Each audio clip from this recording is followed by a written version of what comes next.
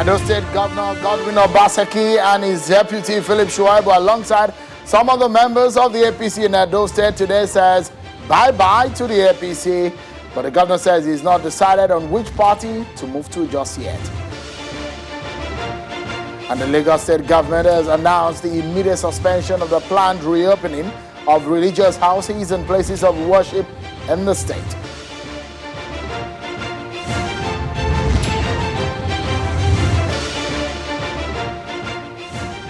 Hello everyone and welcome to the program. This is Politics Today live on Channels Television. I'm Sean Kimbaloye in Lagos. What a day it is for the politics of Nigeria, and perhaps a center or a state where politics there is never a dull moment. It's Edo State, and that's where we are going to be residing for tonight in the next half hour or so. Let's begin by telling you what may have come as a disappointment to those who have been looking forward to going back to their churches or mosques or their respective places of worship after the federal government a few days ago announced that worship centers can reopen. So today, the Lagos State government has announced the immediate suspension of the planned reopening of religious houses and places of worship in the state.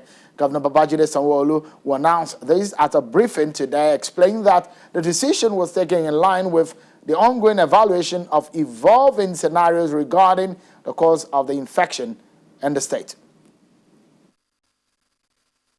We will not be proceeding with the opening of the places of worship as been said earlier for the 19th and 21st. We will be suspending it until further notice. We critically had to have a thorough review of where we are as a state and our condition. Our review indicates that we needed to suspend that attempt of opening. And so, gentlemen of the press, we will be seeking your cooperation to communicate effectively that the opening of religious homes that were due for this weekend has been put on hold, and we will not be opening them this weekend any longer. Get a seat, everyone. If it's a cup of water, try to get it harder, hot, or cold. If it's a cup of coffee or tea, try to get it, because you need to relax and enjoy this bit of conversation we'll be having about Edo politics and what it means for the people of that state. But first, let's check out some of your political stories that were put together in our political roundup.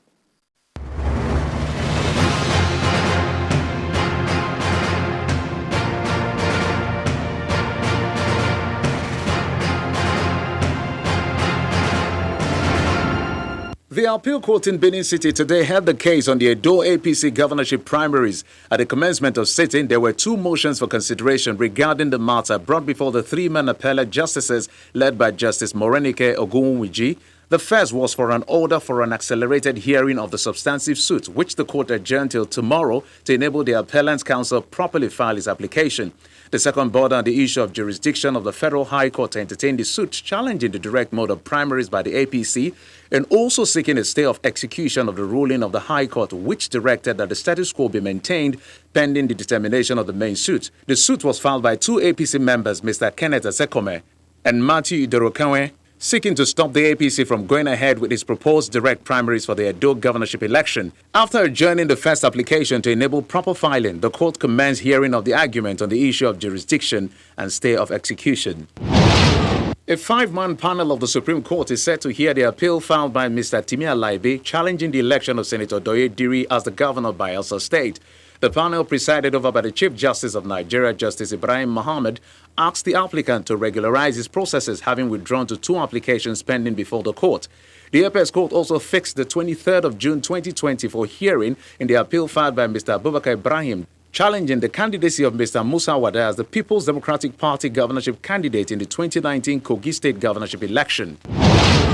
The House of Representatives has launched a probe into the influx of fake and substandard products into the country. At an investigative hearing held by the House Ad Hoc Committee, the Director General of the Standards Organization of Nigeria, Osita Boloma, blamed the influx of fake or substandard product on the absence of the organization at the ports.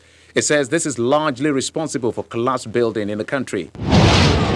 The Nasarawa State government has commended Governor Samuel Otom's practical solution to interstate border community conflicts by enacting the Open Grazing Prohibition on Ranches Establishment Law of 2017 as a tool for sustainable peace. The Emir of Lafia, Justice Sidi Bage, will lead a delegation of traditional rulers at the instance of Governor Abdullahi Sule of Nasarawa State on a condolence visit to Benue over the death of the Tambakodi late Chief Sule Abenga. Says those questioning the powers and motive of Governor Samuel Otom should seek interpretation of the Constitution of the Federal Republic of Nigeria. Responding to the message of peace and love, Governor Samuel Otom attributes the relative peace existing in the border communities to the frank efforts of Governor Abdullahi Sule of Nasarawa State, whom he commends for standing for the truth, not minding whose interest it serves.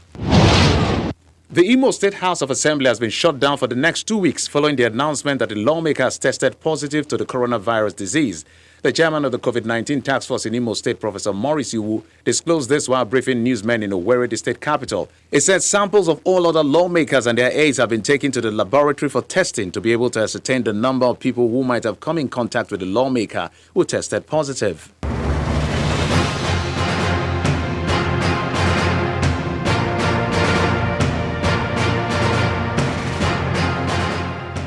Thank you so much, everyone. So let's get right into it. For some people, they will say, if you don't have the heart for it, don't get into it. That's the politics of Edo State sometimes. It gets so heated and so intense. So tonight, we have the heart, and we are getting right into it. And I'm going to be your driver or your pilot, as the case may be. Where the Edo State Governor, Godwin Obaseki, has called it quit from the All Progressives Congress, APC. The governor today announced his leaving of APC after meeting with the president's chief of staff, Professor Ibrahim Gambari, at the presidential villa, Abuja. Governor Obaseki's resignation comes after he was disqualified by the party from participating in the party's primary to effect his flag bearer for the Edo State governorship election. Governor Obaseki told State House correspondent that he will announce his next move in the next few days. Take a listen to some of the reasons to why he left APC. I don't know if it's good news. You recall that my last statement, my last tweet, I said that I'll make a decision after my disqualification was announced by APC, that I will make a decision after I have consulted with the leadership and my supporters in Edo State, and also have informed the president.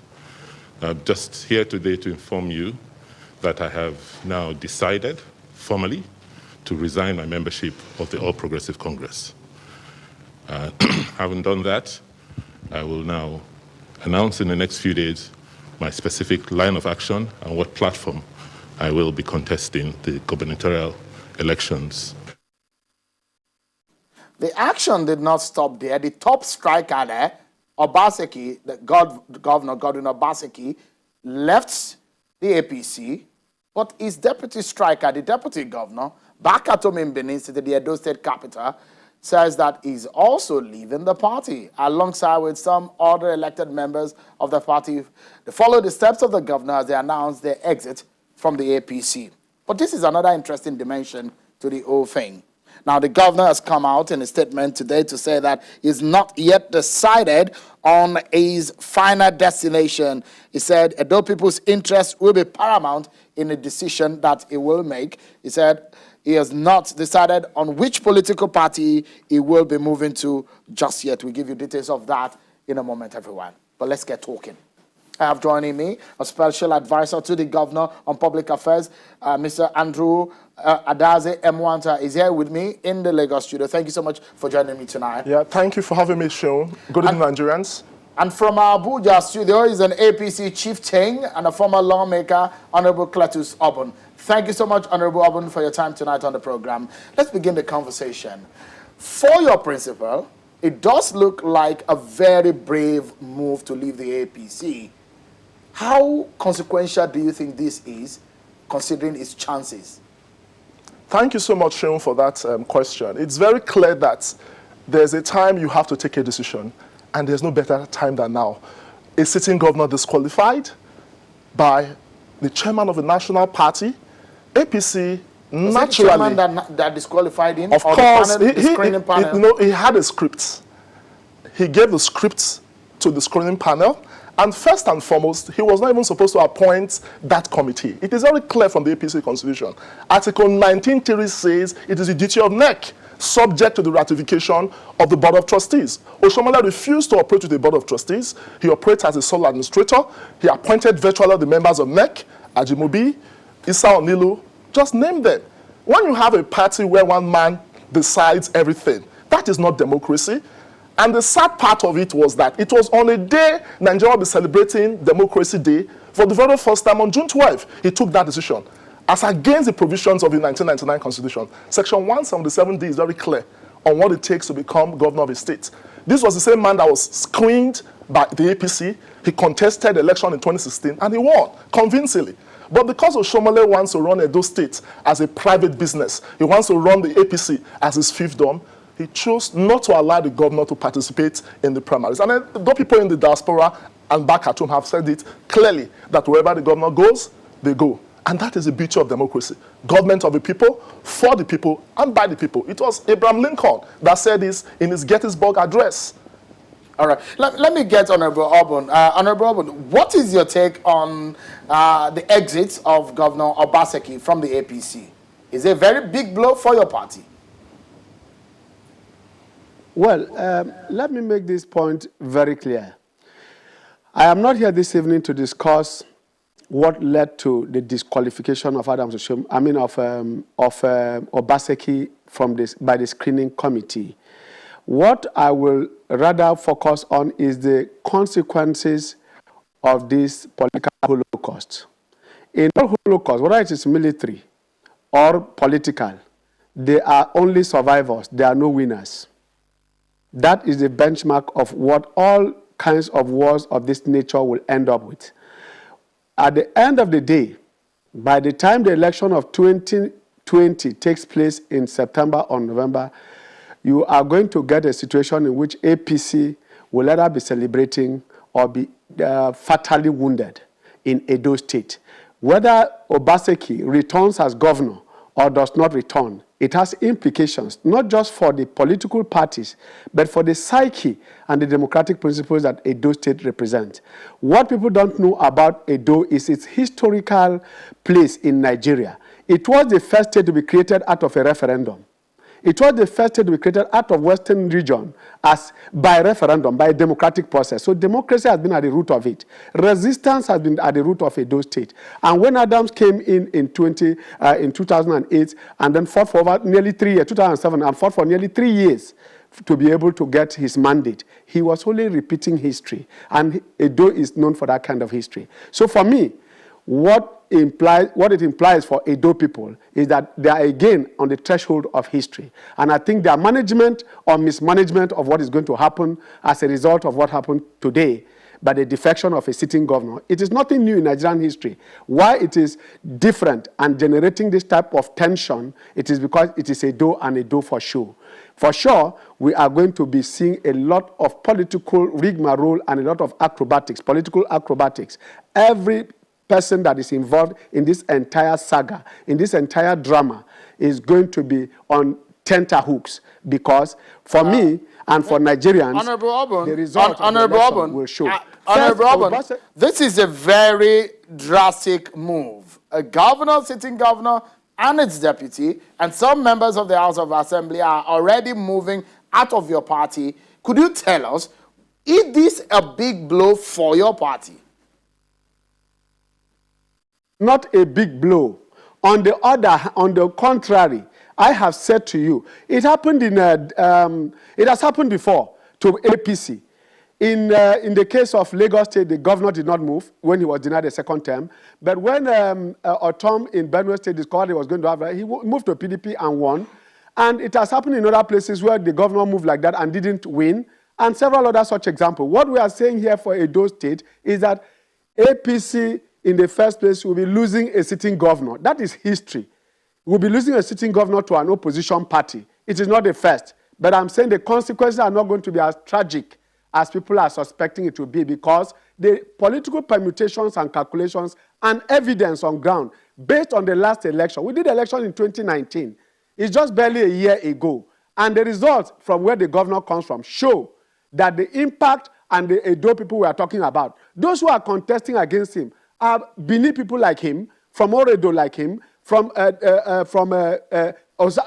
instance, Eze Yamu is also an Edo man. He contested against him, got the entire presidential election, got 2 senators, got the federal house from their same area of Southern Edo, and that is a man coming to contest against him. Therefore, for APC, like I said, the consequences of the peace of Edo is what we should be looking at, and not whether APC will win or not. That is already taken for granted. Honorable Obun, yeah, we need to take our break on the program. So, but when we come back, we are asking the governor's aide here with us in the studio whether or not it was a mistake for his principal to leave the APC or not, and what is the next step of action according to the governor.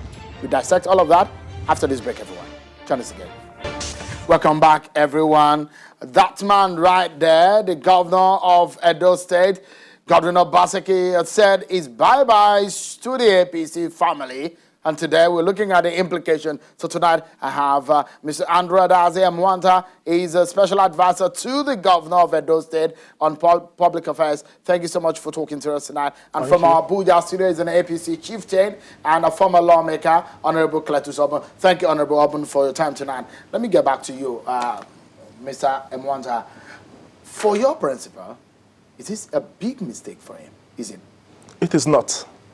It was a very beautiful decision, which was inspired by the wish of Edo people. I did say that democracy is about the people. And when you look at this whole thing, godfatherism has always been a bane of our politics, where a one-man system of government, of autocracy, now wants to pretend over the interests of a larger majority. And this is what the governor has said, that he has a social contract with Edo people. And whatever move he makes will be in line with the wishes and fancies of Edo people. But is it about godfatherism or the fact that there were holes and flaws that the committee said they found in the certificate of the governor? It is most unfortunate because when you look at the governor's qualification, University of Ibadan, a premier university, the university even came all out to say, of course, this man graduated from our university. He even came to give the alumni lecture meant for a select few of the alumni of the university. I think it was a clear case of witch hunt. Even the national chairman said it subsequently. He started reading out reasons. But I want to quickly correct an impression. The PDP raised an issue 4 years ago when the governor was forced running about this issue of certificate. Beautiful for raising that, because that's a matter went to court, even as far as the Supreme Court. And the court said everything about the governor's qualification was in order. So it's quite unfortunate that the same party that sponsored him, not just the party, the national chairman, because he does not want Obaseki to participate in the primaries. He has run the party as his own personal business. And that is what the governor believes, that if this party is not democratic, it's better I leave the platform, because if democracy is about the people, I should allow the people, and the people have said it loud and clear, that the governor should leave the APC, and wherever the governor goes, they go. And I want to correct an impression made by my friend Cletus Obun. He is from Cross River State. We are the ones in the field. The last election we had was the House of Assembly election. The Edo people said because of the good works of Godwin Obaseki, they were going to give him 24/24. That was why APC won the 24 seats in the House of Assembly. Oshomole was not happy with that. He now camped about 12 of the members in Abuja. These people have been there since the time of the inauguration, June last year. Is that democracy, where one man wants to decide the fate of 4 million people? So, in the real sense of it, the decision of the governor to leave the APC, does it brighten his chances or it dims it? It brightens his chances because Oshomole's plan is to make Edo the 9th state the APC will lose to the PDP. They just lost how many states recently? They lost about 5 states. Autumn had left because of the same intransigent attitude of Oshomole, and he won his election under the PDP. I won't mention Bauchi. I will not mention Bayelsa. Of course, Bayelsa is the latest. APC would have had 2 states in the South-South, but Oshomole made the party to lose 2. Edo is just the latest. So as we speak, APC does not have a single state in the South-South, and we are moving towards 2023. That tells you the direction of our politics. Because you find a politician in Lagos now wanting to decide the fate of Edo people through the instrumentality of Adams Oshomole, who has now imposed himself as an autocrat of a party that ought to be a progressive party. The P in the APC is missing. It is now Action Congress. That has been their design, to return the party to where it was a regional party. And that is where the APC is going. Honorable Obun, How do you react to some of the things that Mr. Amwanta has said today? That look, the chances of Godwin Obaseki just got brightened rather than it being dimming, as some members of your party would have given their permutations on. Well, I have made the point elsewhere on other platforms, and I will repeat it here. The certificate from the University of Ibadan was cleared by the professor in charge of that screening when he said a petition against that certificate was brought before him and before the committee, and that the University of Ibadan has cleared the man of that certificate. So it was no longer an issue. It was no longer an issue, and they abandoned this and used it, come with the HSC, which was gotten from the Institute of Institute for Education, and you now come back and say that that becomes a school. And the school, I mean, the screening committee and the party is scared of what happened in Bayelsa and said on account of just a name and mixing of names, we lost governorship. And today it is Adams Oshomole that caused it. But the sitting senator was being screened by another sitting senator of the screening committee, and the same screening committees that were set all over the place where we won the election, including the governor of Edo State. All of them won their elections. At that point, there was no imposition. When Oshomole won all the seats, Senate and the Federal House in Northern Edo, it was not imposition. When Odubu won his Federal House in the same Southern Edo, it was not imposition. But when it came to State House of Assembly, it was very convenient for the governor to say he won all the seats. But that is not the issue here. The point we want to make in APC, and I said that this is damning. I speak now first as a progressive who has sacrificed his life and almost got killed in the process of bringing democracy about. I am saddened each time I hear of impunity. That word came last when PDP was sent away in 2015. I thought it should die. But the way we are pronouncing it makes it look as if we are resurrecting the ghost of impunity in our party. But this is not true.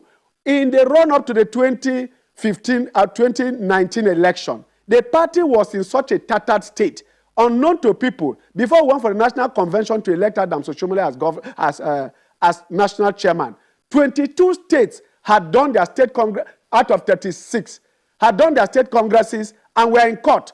22 states, please check the records. 22 states were already in court over the state congresses before we went to the National Convention to elect Adams. So Adams inherited this as a backlog of the merger. Of course, don't forget that 5 years for people who have lived as PDP, as APC, as ACN, as AMPP, as ABGA, came together. This is a concatenation of people who have never met. So it is a gelling process. APC is only molding itself to become a formidable party. The Labour Party in Britain, because we're out of time, let me get your closing thoughts now. Let me begin with Mr. Amwanta.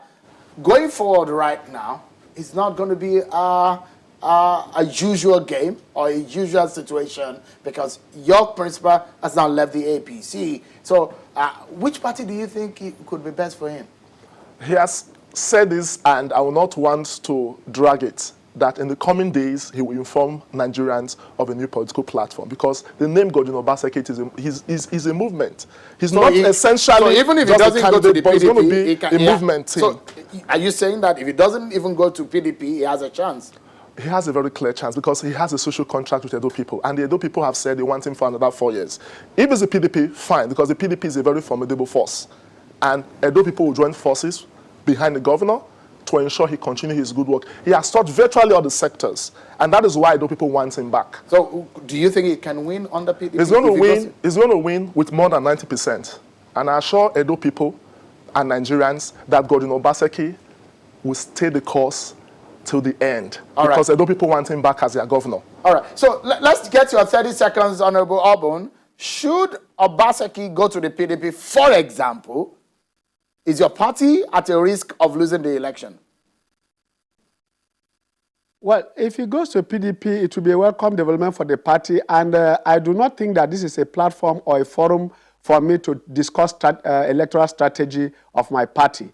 I'm a strategist. I have commanded elections in my state. I've contested elections, so I know what it means to reveal strategy. But I can tell you that Obaseki is a waiting time bomb, dry gunpowder waiting to explode and implode by September. And anybody who has to inherit him is inheriting an albatross. And clearly, I find that not a funny discussion to make, because, like I said, we are saddened that we are losing somebody who came with us for 8 years as SA to the governor, and then later became a governor, and then we are losing him. It's not good to lose a brother. We need to leave it at that because we are obviously out of time. But I must sincerely thank both of you for your conversations and your thoughts that you've shared tonight on the program.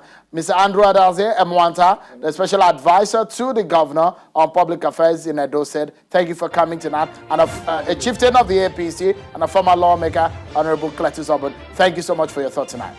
Well, that's our show for tonight, everyone. Many thanks for watching. I'm Sean Kimale. Bye for now.